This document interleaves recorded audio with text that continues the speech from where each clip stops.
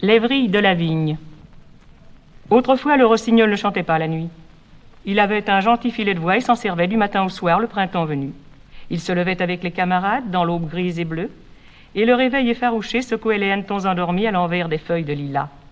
Il se couchait sur le coup de 7 heures, dans les vignes en fleurs qui sentent le réséda, et ne faisait qu'un somme jusqu'au lendemain.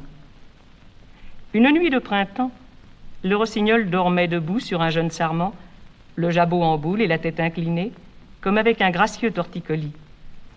Pendant son sommeil, les cornes de la vigne, ces vrilles cassantes et tenaces dont l'acidité d'oseille fraîche irrite et désaltère, les vrilles de la vigne poussèrent si dru, cette nuit-là, que le rossignol s'éveilla ligoté, les pattes empêtrées de liens fourchus, les ailes impuissantes. Il crut mourir, se débattit, ne s'évada qu'au prix de 1000 peines, et de tout le printemps se jura de ne plus dormir, tant que les vrilles de la vigne pousseraient. Dès la nuit suivante, il chanta pour se tenir éveillé. Il varia son thème, l'enguirlanda de vocalises, s'éprit de sa voix, devint ce chanteur éperdu, enivré et haletant, qu'on écoute avec le désir insupportable de le voir chanter. J'ai vu chanter un rossignol sous la lune, un rossignol libre et qui ne se savait pas observer. Il s'interrompt parfois, le col penché, comme pour écouter en lui le prolongement d'une note éteinte. Puis il reprend de toute sa force, gonflé, la gorge renversée, avec un air d'amoureux désespoir. Il chante pour chanter. Il chante de si belles choses qu'il ne sait plus ce qu'elles veulent dire. Mais moi, j'entends monter, à travers les notes d'or, les sons de flûte graves, les trilles tremblés et cristallins, les cris purs et vigoureux.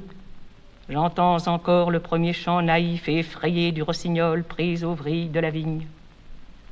Cassante, tenace, les vrilles d'une vigne amère m'avaient lié, tandis que dans mon printemps je dormais d'un somme heureux et sans défiance. Mais j'ai rompu d'un sursaut effrayé tous ces fils tors qui déjà tenaient à ma chair, et j'ai fui. Quand la torpeur d'une nouvelle nuit de miel a pesé sur mes paupières, j'ai craint les vrilles de la vigne, et j'ai jeté tout haut une plainte qui m'a révélé ma voix. Toute seule, éveillée dans la nuit, je regarde à présent monter devant moi l'astre voluptueux et morose, pour me défendre de retomber dans l'heureux sommeil, dans le printemps menteur où fleurit la vigne crochue. J'écoute le son de ma voix. Parfois je crie fiévreusement ce qu'on a coutume de taire, ce qui se chuchote très bas.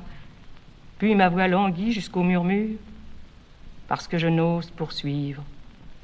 Je voudrais dire tout ce que je sais, tout ce que je pense, tout ce que je devine, tout ce qui m'enchante et me blesse et m'étonne.